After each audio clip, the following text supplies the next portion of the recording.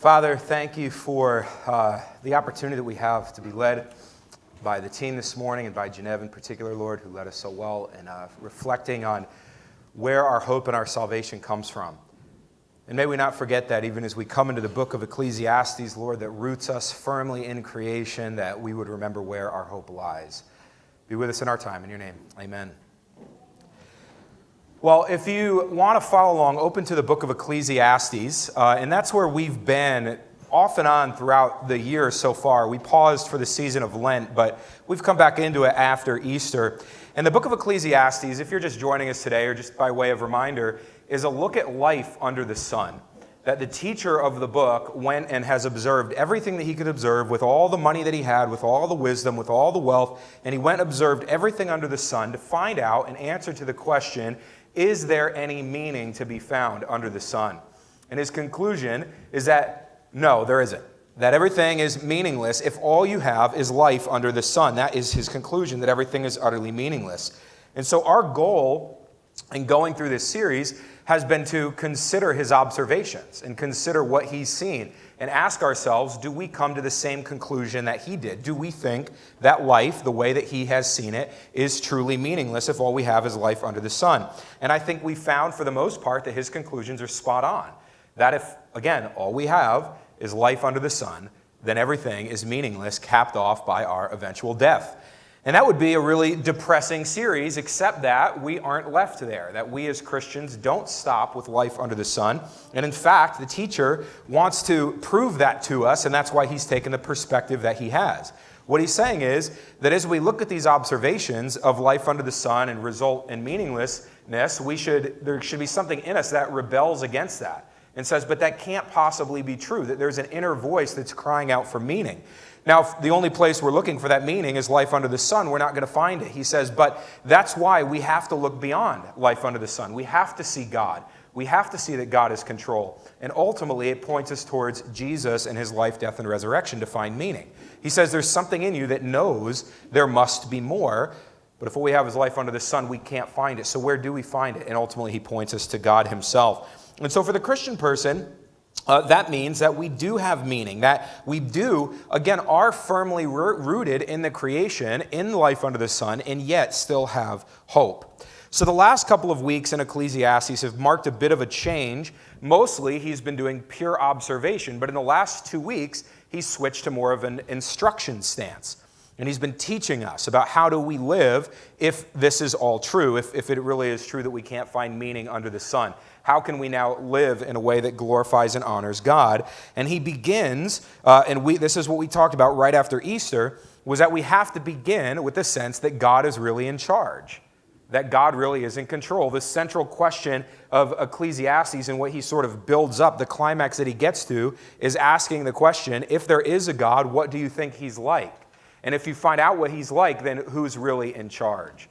And what we discover is that God is sovereign over the world, that he has created all things, and that he is in charge. And this is what we see in the life, death, and resurrection of Jesus, that the resurrection proves that Jesus was who he said he was, and therefore he is in charge. And that's what ultimately, the past couple weeks, that's what gives us confidence that when our earthly authorities don't live up to the assignment that God's given to him, we nevertheless see that there's a new kingdom in place with a new king. It's what gives us confidence to know here's how we are to use our wealth for God's glory, because we know that all of our wealth comes ultimately from God, which allows us to be generous. And so today's passage finalizes this change of perspective from pure observation to more of a teaching role, as we're going to see. Now that he's established a backdrop from which he's teaching, he's going to tell you, if you agree with my conclusions, then here's how we can live. And so let's open up to Ecclesiastes 6, verse 10. And I'm going to start right there, and I'm going to read through 7:14. And you'll see this change of perspective going on. Whatever has come to be has already been named, and it is known what man is, and that he is not able to dispute with one stronger than he. The more words, the more vanity, and what is the advantage to man? For who knows what is good for man while he lives the few days of his vain life, which he passes like a shadow? For who can tell man what will be after him under the sun? A good name is better than precious ointment, and the day of death than the day of birth. It is better to go to the house of mourning than to go to the house of feasting, for this is the end of all mankind, and the living will lay it to heart. Sorrow is better than laughter, for by sadness of face the heart is made glad. The heart of the wise is in the house of mourning, but the heart of fools is in the house of mirth. It is better for a man to hear the rebuke of the wise than to hear the song of fools. For as the crackling of thorns under a pot, so is the laughter of the fool. This also is vanity. Surely oppression drives the wise into madness, and a bribe corrupts the heart. Better is the end of a thing than its beginning, and the patient in spirit is better than the proud in spirit. Do not be quick in your spirit to become angry, for anger lodges in the heart of fools. Say not, why were the former days better than these? For it is not from wisdom that you ask this. Wisdom is good with an inheritance and an advantage to those who see the sun. For the protection of wisdom is like the protection of money, and the advantage of knowledge is that wisdom preserves the life of him who has it. Consider the work of God. Who can make straight what he has made crooked? In the day of prosperity be joyful. In the day of adversity consider, God has made the one as well as the other, so that man may not find out anything that will be after him. Verse 10 to 12 in this passage mark this transition and give us the context into which he's going to give us all of the instruction that he gives us in this text. And basically what he says to us, he returns to some of the themes that we've considered, that life is meaningless, that there's nothing new under the sun, that everything is sort of repetitive, that humanity always does what humanity is going to do. Now we know that we have hope, again, in what Christ has done and is doing in the world, that we as believers aren't here without hope. We're not sitting here going, oh my goodness, it's all meaningless. What are we supposed to do? But we do have, as much as we have a relationship with the Creator, we still have our feet firmly planted in the dust. And Ecclesiastes is that reminder to us that we can't separate ourselves from life under the sun. Even though we might find our hope somewhere else, you and I still are firmly planted in this reality. And so we have to live with that tension, that on the one hand, we're called to change the reality, but on the other hand, we admit that the reality is still there. So you and I might be called to fight against oppression and fight against injustice, and we should do that, but we also have to recognize that oppression and injustice still exist. I mean, that's part of the reason we can fight against it to begin with. So we have to, it's within those observations and within that context that he's going to let us know, even though this is where we live, even though life is relatively meaningless, even though life under the sun provides us no sense of worth, nevertheless, there are some things that are better than others, and that's what he wants to point out. The first thing, he wants to set the context, though, and so he's going to say that if you're going to understand any of this, you have to understand that this is the world that God has made. You have to understand that God creates and sustains the world, that God is the one who's ultimately in charge. Verse 10, whatever has come to be has already been named, and it is known what man is, and he is not able to dispute with one stronger than he. What we discover is that man is of the dust, that the Bible repeatedly tells us that God knows what man is. He knows that man is frail. And so what we discover as we look at life under the sun is that man is he's frail. And there's no dispute between man and God. What God says goes. That's why we're reminded of the question we considered after Easter. If Jesus is who he said he is, then who gets to be in charge? If God is who he really is, then who gets to be in control? And the answer we come to is if God is who he says he is, if Jesus is who he says he is, then they get to be in charge. And there's no disputing with one who's stronger. And so in verse 11, the more words, the more vanity, and what is the advantage to man? In other words, the best you and I bring to the table is meaningless babble. If God is stronger, if God is aware of the world, then the more that we speak, the more meaning we try to derive from it, the more we ultimately just babble. We multiply futility. And he says the reason for that is in verse 12, because quite frankly, you and I live a life that's like a shadow. That's no different than when the cloud comes across the sun and our shadow's on the ground and the cloud moves, I guess it would go the other way around, that our shadow happens when the cloud's not there. But either way, that a cloud comes and boom, our shadow's gone. That it's there and then it's gone. It's momentary. James says our life is like a mist. And so who are we to dispute and argue with God? Our life is a barely visible dot on the timeline of history. So what are we supposed to do with that? What are we supposed to do with our finite nature? That there's not a single one of us in here who's going to escape death. That we're here and then we're gone. And this is the observation that teacher has made. One of the biggest takeaways that we should have gotten from the book of Ecclesiastes is that as he's observed the entire world, and he's observed to the best of his ability every person who has ever lived in the world, the teacher comes up with one conclusion that is true for the wise and the fool, the poor and the wealthy. Everyone dies. That we're all finite. And many of us, most of us, are not remembered. And so this is where he's going to turn his attention. If that's true, if your life is finite, then what does it even matter, the choices we make? And he says, well, it does matter. And what he wants us to see is he wants us to look at three aspects. He gives us a bunch of advice, but they can fall under three headings. He wants us to have a realistic view of death. He wants us to have a realistic view of reality. And he wants us to have a realistic view of wisdom. So we're going to break those down and look at them. First of all, look at verse 1 and 2.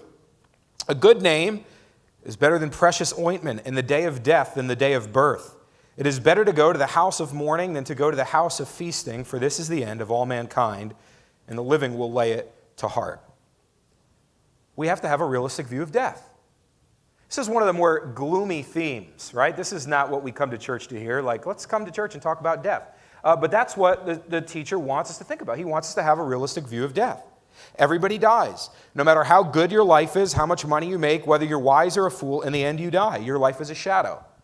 And death is either going to be the gloomy shadow under which your life is lived, or, if it's seen the right way, it is going to be the gracious reminder to live your life well. Have you ever thought about that? That death is either going to be a gloomy shadow that hangs over your life, or it is going to be a gracious reminder to you that you should live today well. Most of us vacillate between those two positions. Like if you turn on the news in any given week, and you're going to find there's always some story about somebody's random death. Like some total freak accident. And I was thinking through like, okay, I'll give an example of a freak accident. And I'm thinking, no, I can't use that one because we probably know that, or that just happened, or this or that. And I'm thinking, okay, but just think about the freak things you see on the news. You turn it on, some freak thing happened and somebody died. And most of the time, the witnesses who've seen this event, and maybe you see it and you go, boy, what a great reminder. You just never know. You just never know when something tragic is going to happen, and so we got to live our lives well, love the people around you, be kind, and that's the way that we perceive it. But then there are some of us who see that freak accident, and we go, what in the world is the point? If I can just be walking along on any given day and poof, hit by a bus and I'm gone, like, well, then what in the world am I even trying for? And we probably all vacillate, like I said, between those two positions. And I do. I mean, my dad died at 54. So sometimes I think to myself, boy, that's a reminder. Life is short. I should enjoy my life. And other times I'm like, well, screw it. I'm a goner. And I'm like, that's it. That's it for me. I'm done. Because it depends. Is it a gloomy shadow, or is it a gracious reminder that now we're to live life well? Because it's the one thing none of us are ever going to escape. So what are you going to do in the time that you have?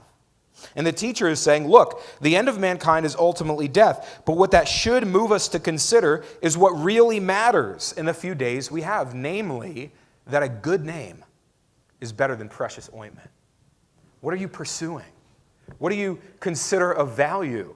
And what he's saying is your good name, your reputation, how you treat people, what people think of you, is in your character and your integrity is more important than wealth. It's more important in all the days that we have. And we're liable if we always are partying, or if we go to the house of mirth, the house of laughter, if that's what we're doing, if we're going and we're pretending like the day isn't coming when we will eventually die, he says you will be liable to forget that the most important thing is how you live now. That the most important thing is that you live an ethical life, a moral life, that your good name is better than all else that you can gain. And so it's sort of a dark analysis to say that the day of death is better than the day of birth. I mean, there are commentators who are like, listen, the teacher was just having a bad day. I mean, literally, that's how they explain it. But I think the dark analysis is like, because here's what he's saying. He's saying, look, when you're born, you still have hope.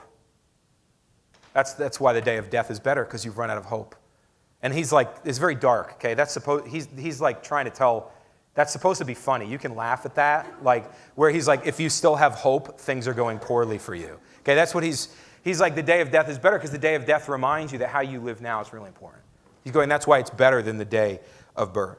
And so you want to keep that frailty in mind by going to the house of mourning rather than to pretend like the day isn't coming and go into the house of feasting. Because if you go to the house of feasting, you're liable to forget that a good name is better than precious ointment.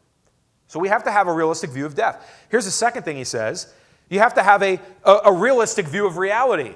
And I know that sounds redundant, but I don't know how else to say it. You have to live in reality. Don't live in some fanciful place. If you see death as imminent, as if it's definitely coming, then it's going to force you to see how you observe reality around you. Verse 3, sorrow is better than laughter, for by sadness of face the heart is made glad. The heart of the wise is in the house of mourning, but the heart of fools is in the house of mirth. It's similar to what we said, but it's a little bit different. See, one of the things that commentaries point out is that there appears to be somewhat of a contradiction in what the teacher is saying here versus what else he said, because he's told us that the blessing, the greatest thing you can do is enjoy your daily life. Enjoy, eat, drink, enjoy your daily toil. And now he's saying sorrow is better than laughter. Well, actually, that word even there that's translated sorrow is more closely translated anger. But later on in our text, he's going to use the word anger again. And so what he's saying is that frustration, anxiety, like that sense of anger about the way things are is better than laughter. What he means is not purely that sorrow is better than laughter, but that you and I need to live in reality. And people who disconnect from reality and don't see things how they really are the people that are going to the house of mirth, which is the house of foolish laughter. He goes, so you're going to do one of either you can engage with reality, you can disconnect and go to the house of laughter, but it's better to be engaged with how things really are. People who disengage with the reality of the world, that there is suffering and there is oppression and there is injustice. If you disengage from that, you cannot change that. Unfortunately, a lot of us, if we were honest, we kind of build up our lives in order to detach ourselves from that reality. You know, have you ever met somebody who always just seems really happy? Like nothing ever phases them. They're always filled with enthusiasm. Isn't that annoying? And the teacher's like, you were right to be annoyed. Now, if that's you, listen, if that's a positive character trait. Those of us who don't have it are jealous of you. But it's only a positive character trait if you haven't allowed it to disconnect you from how things really are. To realize that life is difficult, that there are people who face challenges, that there is oppression, there is injustice, all of these things that are happening around us. Don't disconnect yourself from those things, but rather have a realistic view of reality. The teacher is saying, if you want to do well in this life under the sun, even though we have a relationship with the Creator, you must stay engaged with how things really are. Don't separate yourself. Don't assume that it will never touch you. Don't insulate yourself from the difficult world. We must take a realistic view of reality and live in that. Our days are numbered. Don't live in ignorance of that fact, but live with that in view so that it enhances our daily life. And then lastly, he says he wants us to have a good view and a positive view of wisdom. Now, I said that I was going to break it down into three areas. Death, a view of reality, and a view of wisdom, but actually under wisdom there's like 4 or 5 things I'm going to say. So it's just an easy way for me to say I really only have 3 points when I actually have 8. Okay, but I'm going to go over them quickly. I'm going to go quickly, so don't worry. Because if I said I had 8 at the beginning, you guys all would have tuned out even more than you already have. Okay, so we're on point 3, but there's 5 points. It's good though, it's fine, trust me, we'll go quick. But all of these things flow from wisdom and they relate to wisdom. He doesn't just say, hey, be wise. But he says, here are some ways, if you want to live your life well, if you want to engage the world, if you want to find meaning in this meaningless world, here are 5 things that you should do and you should know. And the first is, take care of the company that you keep. Be aware of who your friends are. Verse 5 to 7. It is better for a man to hear the rebuke of the wise than to hear the song of fools. For as the crackling of thorns under a pot, so is the laughter of the fool. This also is vanity. Surely oppression drives the wise into madness, and a bribe corrupts the heart. What he's saying is, foolish people aren't worth your time. But you got to be careful about wise people too. Because even wise people are fallible. So consider the feedback you're going to receive in your life. A wise man may rebuke you, but it's better than the song of fools. Our problem is that what we really want is the song of fools. We all want positive affirmation. We all want people to come up to us and sing. Like if you were at work and they said to you, hey, we hired a consultant and he's going to come in and he's going to tell us all about our job performance. But you have to pick one of two doors. Okay, this is the way the consulting firm works. They have one of two doors. In the one door, you can go through it and there's a wise man in there. And he's going to tell you, give you instructive criticism on how you can get better at your job. He's going to tell you the things you're doing wrong, but it's going to help you. Or you can choose the other door. And behind that door is a whole choir of people who are going to sing your praises and tell you how good you are and tell you how beautiful you are and tell you how good you dressed that day and how successful you are. The problem is they're all morons. Which one are you going to pick?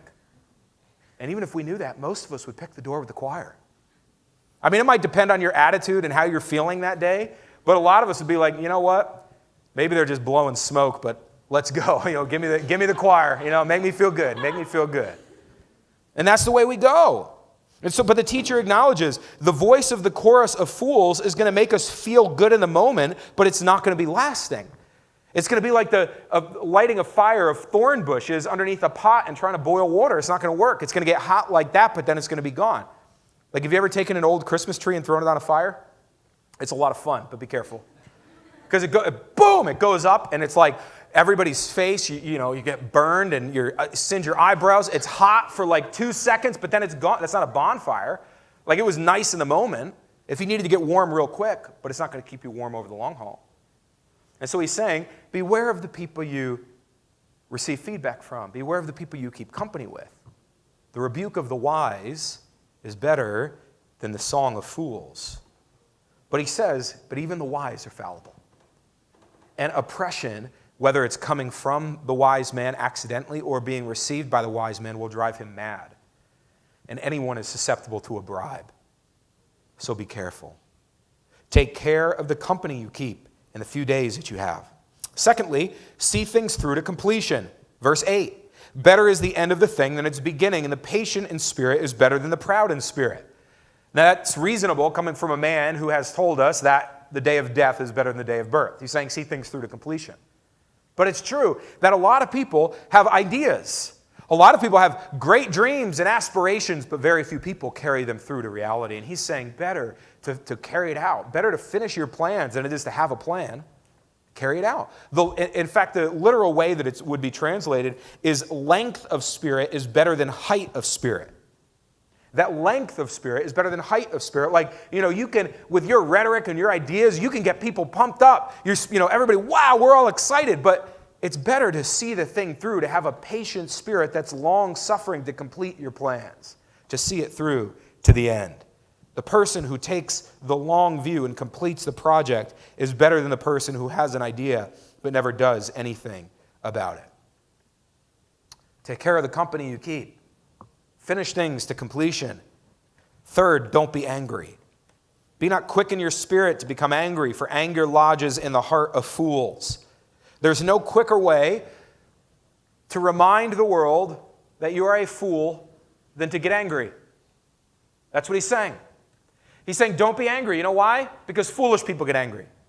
And so if you get angry, ipso facto, you're a fool. That's his argument. And we could go down a rabbit trail here, talking about why anger typically reveals foolishness of heart. A lot of times it's because most times you get angry, it's for basically two reasons. Either you're angry because you think that you would have done things better than the person that you're angry about. That you think to yourself, I wouldn't have made those choices. I wouldn't have done that. You're hurt by them. And you go, if I were them, I would have never acted that way.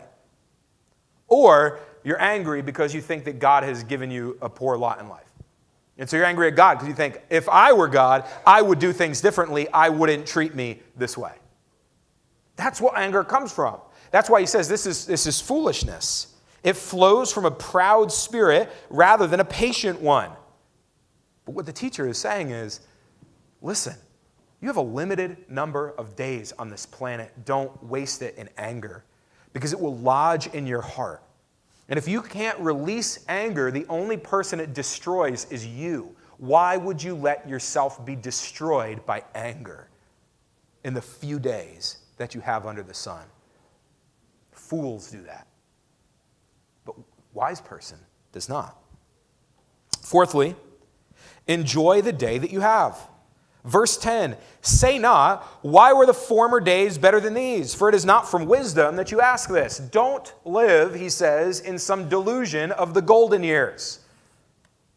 Don't live in some delusion that life 50 years ago was so much better than it is today. Or life 10 years ago was so much better than it is today. Or 5 years ago or last week. Don't do it. It's first of all, he says, you're deluding yourself.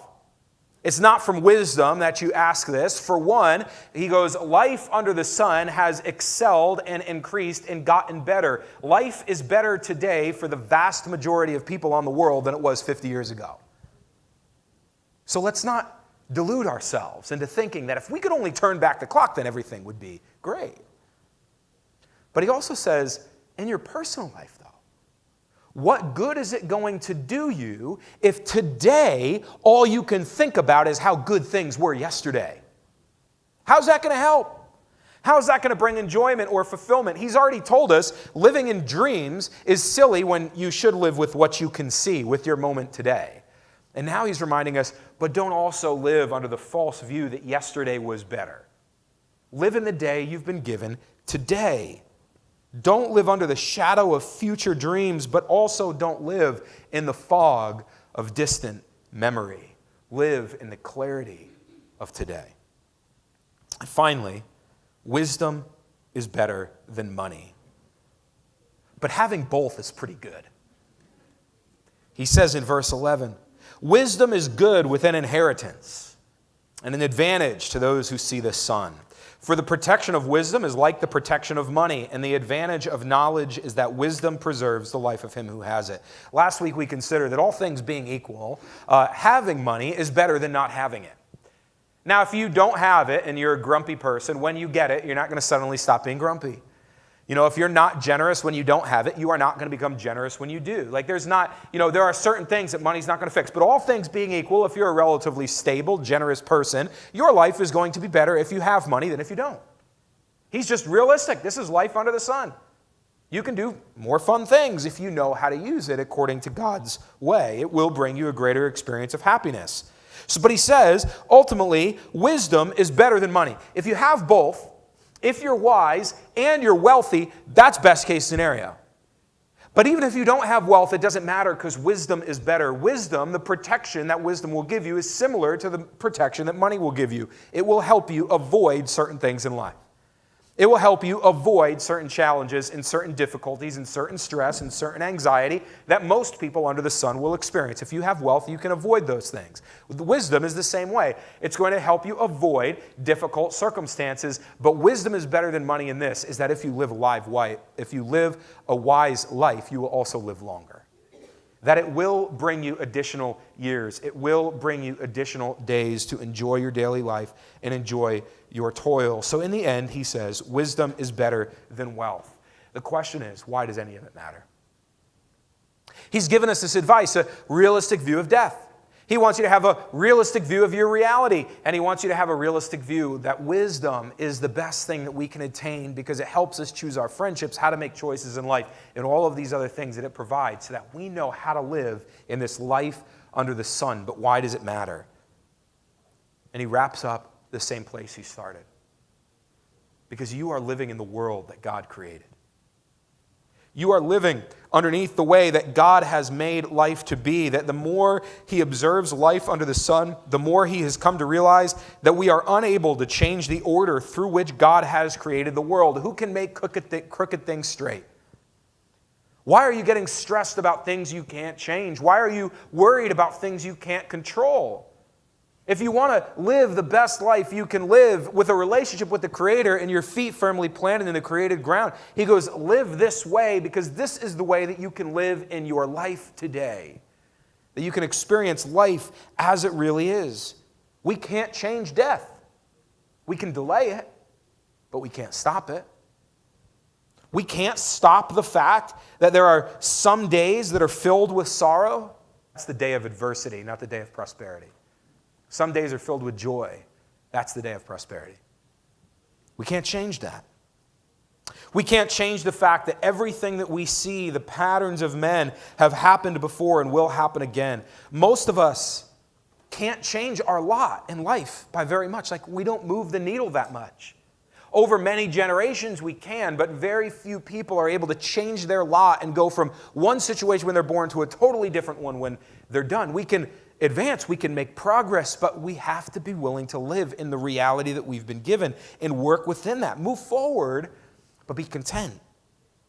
So all we can do is enjoy the day that we are given. We can enjoy the day of prosperity and we can endure the day of adversity for this simple reason, because God has made one as well as the other. Don't forget that your life is limited. Don't forget to live in your reality. Not some fanciful vision of how you think should be, but live with how they actually are. And then be wise. Because we have limited days. And if all we had was life under the sun, those days would feel meaningless. But what we have instead is the knowledge that this day, and whatever this day holds, is a day that the Lord has made and has given to you to live in today. That is the central fact in the context that gives our life meaning. And when we understand it, and we observe the way the teacher has called us to live, it brings us joy. Let's pray. Father, we thank you for this opportunity to consider how your servant calls us to live. Would we do this, Lord? Would we understand that you are in charge, that you are in control? Would the resurrection give us hope that we can experience each day like it is the day you've given to us? Be with us, Lord, in your name.